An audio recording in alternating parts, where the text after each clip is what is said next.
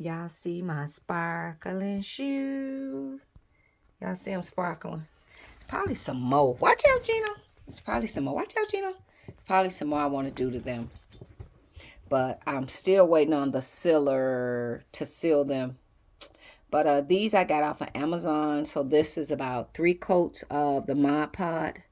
And then I did the little sparklies here. And these do have the fur.